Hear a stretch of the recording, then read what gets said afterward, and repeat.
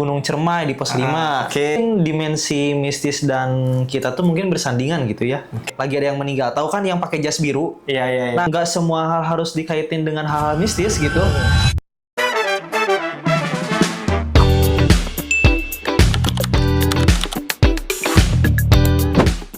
Oke Sobat Credivox, bareng lagi sama Mang Ijal sekarang di channel YouTube Credivox Adventure. Nah, hari ini kita mau bahas-bahas tentang mistis gak sih kalau di gunung itu?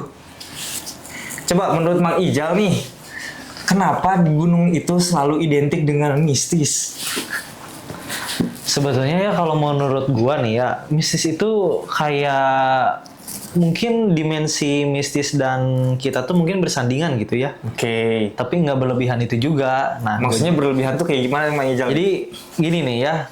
Kemarin-kemarin tuh gue tuh lagi scroll, ya, lagi scroll. Terus nemu postingan, si postingannya tuh dia tuh cewek. Oke, cewek. Nah, dia tuh bikin postingannya tuh di Gunung Cermai di pos 5. Oke, di Gunung Cermai. Di Gunung Cermai. Terus dia tuh bikin postingan dengan pipes kabut, terus dikasih sound yang Desa Penari, tahu kan yang serem-serem gitu. Iya, tahu. Jadi agak dramatis agak gitu. dramatis Agak gitu. dramatis gitu. Nah, di situ dia bikin captionnya kayak jalannya paling belakang, terus tuh ditemenin ranger. Nah, katanya rombongannya paling udah duluan. Oke. Katanya gitu.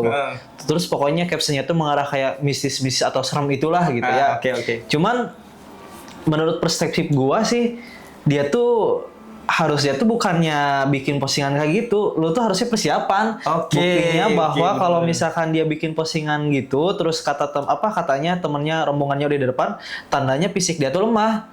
Makanya dia tuh ditemenin sama ranger. Gitu. Jadi maksud gua tuh nggak semua hal harus dikaitin dengan hal-hal mistis gitu. Jujur aja nih, gua aja pernah nih di Gunung Cermai, kunci motor ketinggalan di puncak nih, ya udah naik ke atas. Oh, kayaknya itu saya tahu deh, videonya viral banget sih soalnya ya. Ya, pernah viral. Viral banget guys videonya guys. Nah, jadi ceritanya gua tuh ketinggalan kunci motor ya. Terus gua tuh udah sampai pos 3 nih, udah turun ke bawah. Nah, pas di pos 3 itu baru keinget ternyata kunci motor ketinggalan di puncak. Terus Mang Ijal harus ke sana lagi. Naik gitu? lagi gua. Gila. Kayak orang gabut gak sih? Iya, itu jam berapa Mas posisinya, Mas? Posisi karena kita posisinya berdua lagi trail run gitu ya. Jadi posisinya kita tuh 2 kali summit. Pertama startnya itu pagi sekitar jam 6-an, jam 6. Nah, terus naik ke puncak. Sekitar jam 10-an 11 lah nyampe puncak. Terus turun dulu ke jalur Palutungan. Karena gua tuh naiknya lewat jalurnya Apuy. Jadi tadinya tadinya pengen latihan lah gitu, pengen ngelup-ngelup gitu. Akhirnya naik ke puncak, terus turun dulu ke Palutungan, terus naik lagi ke atas, ke puncak lagi. Nah, turun dah ke bawah. Nah, di pos 3, nah di situ kepikiran kunci motor gak ada. Waduh, ternyata ketinggalan di puncak, naik lagi ke atas. Tuh. Nah, kira-kira itu jam berapa Mas? Pas naik lagi turun. Pas naik lagi ke atas tuh sekitar jam 5. Jam 5? Jam 5 naik ke atas. Jam 5 sore ya? Jam 5 sore. Waduh. Posisi hujan, dan kalau Mang Mung tahu ya, itu tuh posisinya lagi ada yang meninggal. Lagi ada yang meninggal. Tahu kan yang pakai jas biru? Iya. Nah, gua tuh dikaitin sama yang pakai jas itu. Katanya gua meninggal, gua enggak, gua aman aja. Kok gitu sih Mas? Ya serius, itu ada, tahu kan beritanya yang meninggal? Tahu. Yang di jalur Palutungan itu dikiranya gua, karena gua juga pakai jas hujan biru. Karena yang di video itu kan yang joget-joget terus kunci motor ketinggalan, nah, itu pakai jas hujan biru. Nah, kenapa gua bilang nggak semua hal harus dikaitin dengan mistis? Gua aja nih yang jam 5 ke atas, terus tuh malam-malam gak ada siapa-siapa, terus lagi jalur turun ke bawah jam 7 malam gak ada siapa-siapa, kita berdua doang, kabut, pakai celana pendek, pakai trail, pakai windbreaker doang, gak pakai jaket apa-apa, aman aja. Jadi gimana ya? Mistis itu ada, cuman gak semua harus dikaitin. Selagi lu persiapan, fisiknya oke, gearnya oke, semuanya bakal aman aja. Betul. Jadi kalau perspektif gua sih, mistis ada, cuman bersandingan lah, nggak terlalu berlebihan juga. Jadi yang penting lu persiapan aja, fisiknya, gearnya, gitu sih. Oke.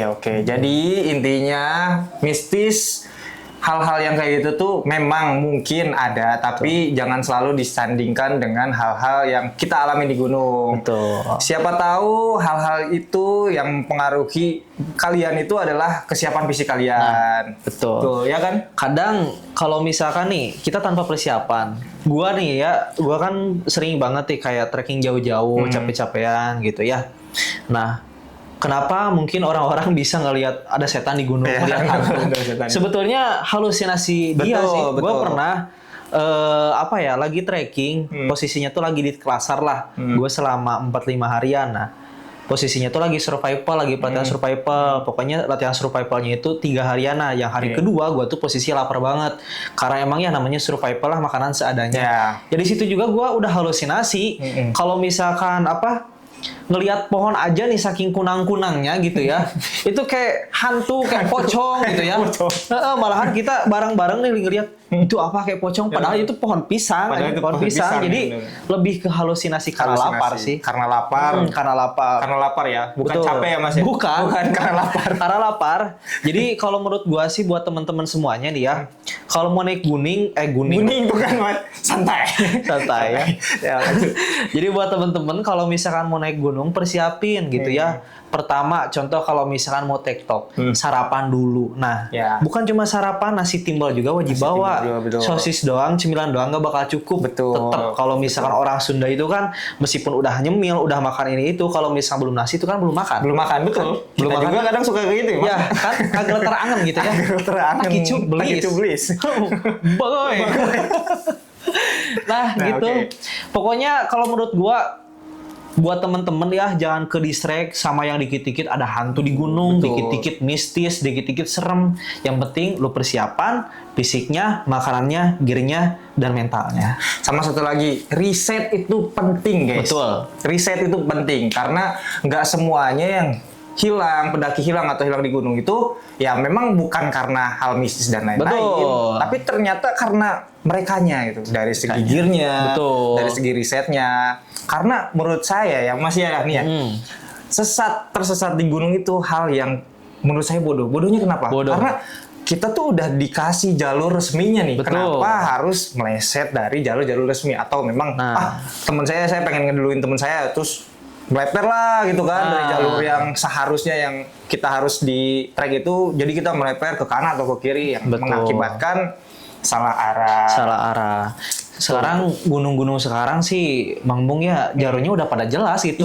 Kecuali kalau misalkan lo ekspedisi terus harus ngebuka jalur, harus orientasi medan, navigasi darat, pakai Douglas dan lain sebagainya. Itu hal yang wajar gitu kalau misalkan nyasar, emang udah bagiannya nyasar. Ya karena kita nyari titik lah. Kalau ini mah jalur udah jelas, warung udah ada, orang udah rame gitu ya. Mau kemana gitu? Mau kemana? Pokoknya kayak misalkan nih contoh Gunung Gede nih kan. Gunung Gede ada jalur lama sama jalur baru nih. Nih kalian kan kadang suka mikirnya, gua mau cepet nih pengen nyari temen yang di depan, gua nyoba jalur lama ke kanan. Nah itu yang bikin kita nyasar tuh. Nah itu karena kalian juga harus tahu posisi kalian tuh sudah sering atau enggak di jalur itu. Jangan tiba-tiba baru pertama kali naik Gunung Gede ada ngikutin orang yang lewat jalur lama gitu kan. Tiba-tiba kalian ketinggalan dan kalian juga nggak tahu nih jalurnya mana nih. Aduh. Bingung. Nah, itu yang buat kalian sendiri lah tersesat. Kalau zaman-zaman gua dulu mah Mang Bung ya, kalau misalkan naik gunung tuh susah. Pertama belum ada YouTube. Terus belum ada orang-orang yang upload bikin konten jalur ini, jalur itu. Kalau sekarang mah rata-rata semua gunung kontennya ada, pos-posannya jalur. Jadi kalau kita meskipun belum pernah ke tempat itu ataupun ke gunung itu ya tinggal lu nonton aja. Lu nonton aja, tinggal posnya hafalin, treknya hafalin. Malahan kontennya udah banyak banget, jadi bisa di-reset. Bisa di-reset juga kan. Nah, sekarang tuh udah zamannya sosmed, udah zamannya media itu kalian kurang apa lagi? Tinggal kurang gearnya ya Mas. Kurang gearnya. Karena coba deh kalian cek ke kita nih ya, Credifox. Kita tuh udah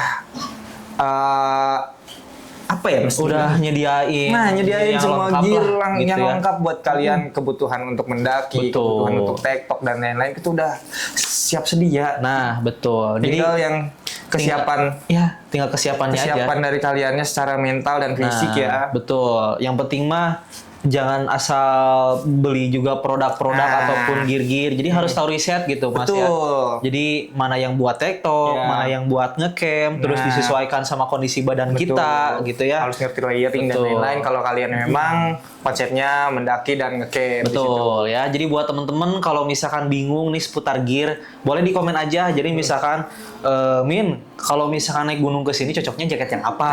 Betul kayak gitu. Jadi kita juga bakalan jawab kalian kok. Pasti itu. Kalau mau mampir di live kita boleh. Boleh Kalau mau dong. di komen-komen juga Komen-komen langsung juga boleh Kita langsung. pasti bakal saset balas. Satset balas ya. Oke, jadi kayak gitu ya teman-teman, karena sekarang kan ada isu-isu antara misis dan lain-lain. Nah, yang penting sih kondisi fisik itu dipersiapkan lah. Jangan setiap hal-hal apapun dikaitkan dengan mistis atau hantu dan lain-lain. Karena ya namanya juga di gunung ya Mas ya. Betul. Pasti. Kalau mau enak mah ya tidur di rumah. Nah, seperti Ya. itu. Kalau enak kok tidur di rumah. Betul. Jangan sampai ketakutan menggagalkan bisnismu.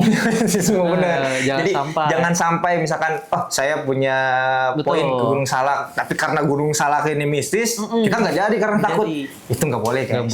Nggak boleh ya. Jangan dikit-dikit nyalahin setan. Dikit-dikit nyalain setan. Kata setan, lah gua lagi. Padahal setannya diem di dalam pohon begini aja. Diem. Apaan sih lu? Nyalahin gua mulu dah. Iya, begitu. Oke guys. Oke. Sampai jumpa di episode berikutnya ya. Thank you.